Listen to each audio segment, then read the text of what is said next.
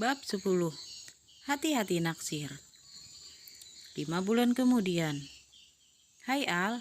Rain melambaikan tangannya ke arah Al. Melihat kakaknya datang, Al segera menghampiri Rain yang duduk di salah satu kursi kafe. Sudah 2 bulan Alan bekerja di Angel Cafe. Alan memutuskan untuk tidak melanjutkan sekolahnya. Dia tak ingin mengulangi lagi di kelas 3. Ditambah lagi jarak sekolah dengan rumah barunya terbilang sangat jauh. Ryan sudah menawarkan pindah sekolah pada Alan. Namun Alan menolak karena tak mau membuat Ryan mengeluarkan banyak biaya untuknya. Alan sudah mantap akan mengikuti ujian paket C dan melanjutkan kuliah. Sementara menunggu ujian, Alan memilih untuk bekerja di sebuah kafe. Tumbenan Mbak kesini. Hari ini Mbak gajian. Mbak pengen ngajak kamu jalan-jalan dan nyari makanan enak, ucap Ryan bersemangat. Sudah 1 bulan Ryan bekerja di OC Group. Ryan bersyukur setelah lulus kuliah, dia diterima tes di perusahaan besar itu. Bukan mudah masuk ke sana, tapi dia harus bekerja keras untuk mengalahkan para kandidat lain. Yang baru dapat gaji pertama, goda Alan. Kamu Lan. Ryan memukul pelan lengan Alan. Jam kerja kamu masih lama? Tanya Ryan sambil memperhatikan suasana kafe yang terlihat ramai. Bentar lagi, sahut Alan sambil melihat jam tangannya. Setengah jam lagi Al pulang. Mau Al buatin minum? Boleh. Setelah jam kerja Alan berakhir, mereka pergi jalan-jalan mengendarai motor matic. Mereka berhenti di sebuah kedai makan pinggir jalan favorit mereka. Sebuah warung sederhana yang menjual aneka macam seafood. Hari Minggu nanti kita jenguk ayah ya. Sejak kerja, Mbak belum pernah jenguk ayah. Mbak kangen sekali sama ayah. Ayah Ryan dijatuhi hukuman 5 tahun penjara. Hukuman itu jauh lebih ringan dari tuntutan jaksa yang menuntut 12 tahun penjara. Alan minta izin sama Mas Dewa dulu. Dewa adalah pemilik kafe tempat Alan bekerja. Oh ya Mbak, Mas Dewa sering nanyain Mbak. Kayaknya dia suka sama Mbak. Kamu ini Al. Cuma nanya doang dibilang suka. Ryan memolototi adiknya. Kamu udah nggak ada kontrak lagi. Kan sama Gania. Gania adalah saudara sepupu Gaza. Dulu dia adalah pacar Alan. Gania tinggal di rumah Gaza karena kedua orang tuanya sudah meninggal. Enggak kok Mbak. Lagian dia nggak ada di Jakarta sekarang. Dia kuliah di Malang. Kamu nyari tahu tentang dia? Dari nada bicara dan raut wajahnya, terlihat sekali jika Ryan tidak menyukai itu. Alan nggak sengaja ketemu teman Mbak. Dia yang ngasih tahu tentang Gania. Jangan berhubungan dengan dia lagi Al. Mbak nggak ingin nasib kamu kayak Mbak. Ryan tak ingin Alan mengalami nasib sepertinya dengan Gaza. Bukannya Mas Gajah harusnya udah pulang ke Indonesia ya Mbak? Apa Mbak gak pernah bertemu dengannya? Ryan terdiam. Seharusnya Gajah memang sudah kembali ke Jakarta. Tapi pria itu tak tahu alamat baru Ryan.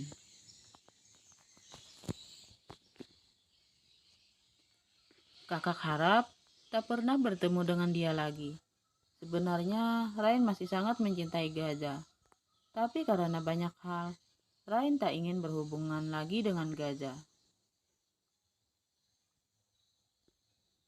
Ryan berlari menuju ruang kerjanya. Pagi ini dia terlambat karena bangun kesiangan. Semalam dia jalan-jalan sampai larut bersama Alan.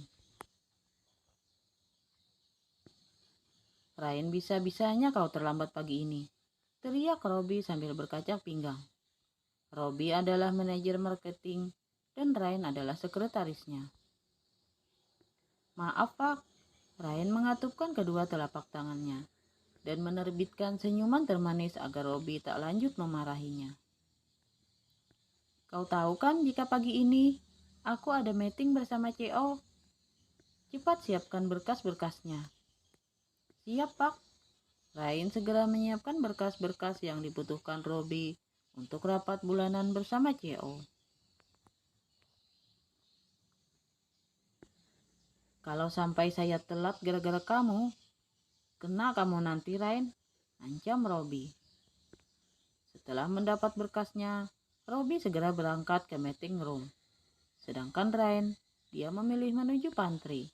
Dia ingin membuat kopi untuk menghilangkan kantuknya. Tumben pagi-pagi buat kopi buat Pak Robby. Bukannya bosmu itu suka teh hijau? Tanya Mila yang kebetulan ada di pantry. Mila adalah teman baik Rain di kantor. Dia salah satu staf marketing.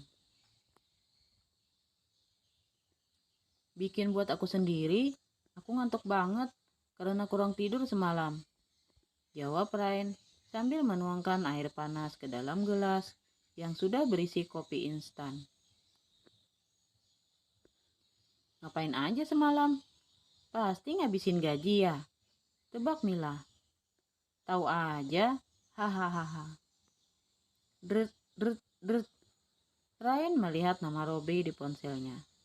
Pasti ada sesuatu jika atasannya itu sampai menelpon. Halo Pak. Baik, Ryan segera menutup teleponnya. Ada apa Ryan? Tanya Mila. Pak Robby nyuruh aku ke ruangan meeting. Berkas yang aku siapkan tadi kurang Mil. Gara-gara ngantuk jadi kurang fokus deh. Ryan meniup kopinya lalu menyeruput sedikit. Bisa ketemu Pak Sean dong kalau ke sana. Is, aku iri sama kamu. Kenapa nggak aku aja sih yang disuruh ke sana? Emangnya kenapa sih dengan Pak Sean? Tanya Ryan penasaran. Sejak kerja di sini, dia selalu mendengar para staf perempuan membicarakan tentang Sean.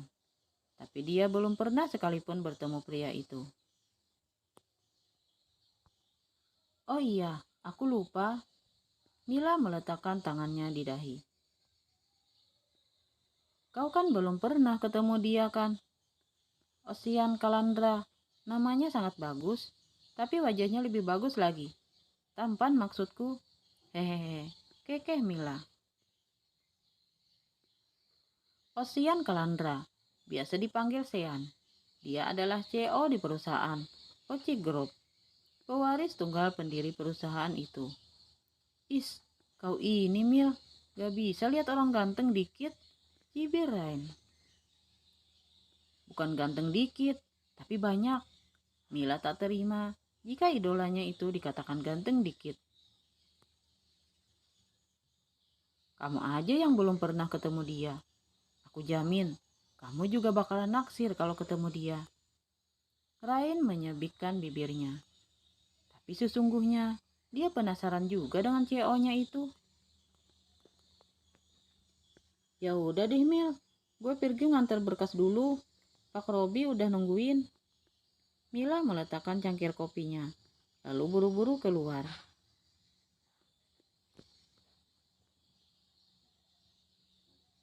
Tunggu. Mila menarik tangan Rain. Ada apa Mil? Gue buru-buru nih. Salam buat Pak Sean.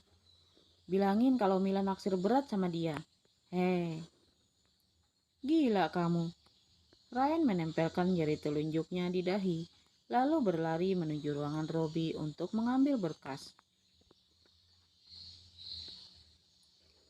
Jangan ngomong gitu dulu. Hati-hati naksir kalau ketemu dia, teriak Mila.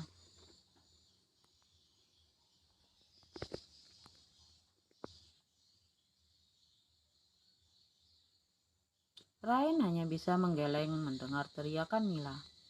Memangnya seberapa tahan bosnya itu? Sampai-sampai hampir seluruh staf wanita yang masih single mengidolakannya. Bersambung.